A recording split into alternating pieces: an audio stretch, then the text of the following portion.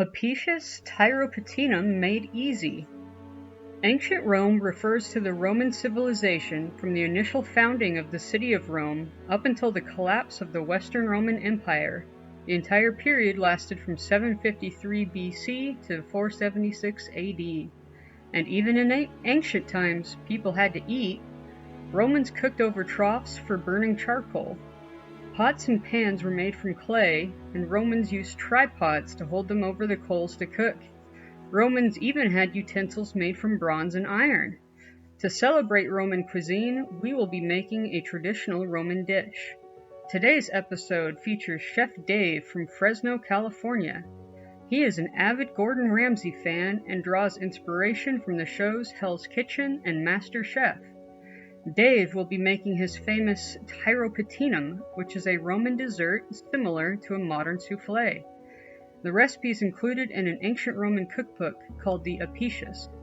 It requires only a few ingredients: milk, eggs, honey, and ground pepper. In this episode, we are having the traditional recipe.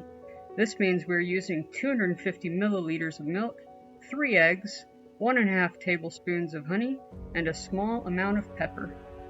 Hello, I am Chef Dave. Today I will be making a Tiropatinum. This is a type of dessert that we will be baking on the stovetop today. First, I'm going to turn the oven on stovetop to a low heat setting. That'll take just a little bit of time to warm up. In the meantime, I'm going to prepare. So I'm going to be having this recipe, so I'm going to do 250 milliliters of milk, right about there. Perfect. I've already prepared some honey. Use some local honey so it gives a little extra flavor. And 3 eggs and a little bit of black pepper. And that's it. Pretty simple. So the first thing we're going to do is make sure that there's enough heat. And then we're going to add the 250 milliliters of milk.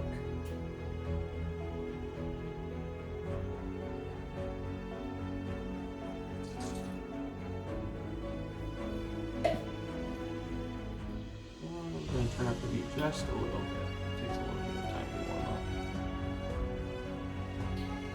And then we're going to add the honey.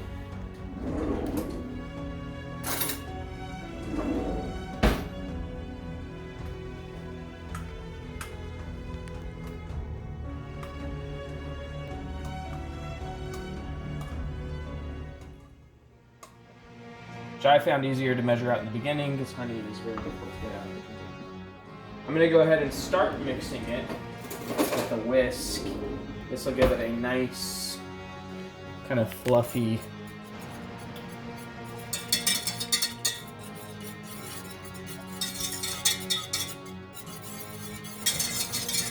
and it's starting to heat up, just making sure it's not going to get too hot there. And then we're going to add in the eggs. And there's no real need to do one at a time. And then you pretty much just kind of whisk it together. And it's starting to heat up nicely, so I'm going to turn down the heat just a little bit so it doesn't burn on the bottom. Then you kind of want to mix it together until it's smooth. That looks pretty smooth. There's no chunks of egg in there. It's mixed well with the milk and honey. And then you can just kind of let it sit for a little bit. So if you keep stirring it, it's not going to cook as quickly and it'll cook unevenly. So here it's been sitting out for about 3 or 4 minutes. I did turn the heat up a little bit so it cooks a little bit faster.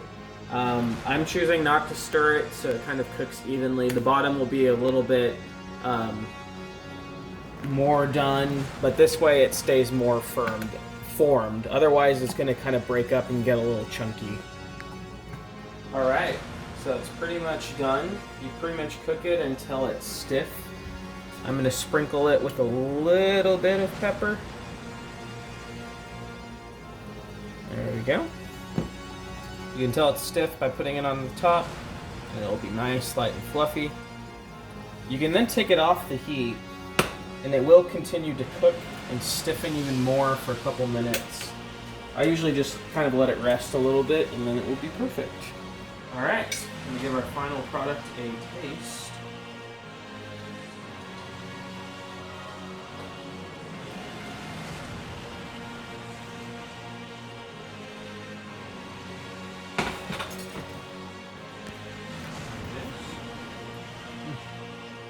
What's it taste like? Light, fluffy. Tastes like milk with a hint of honey.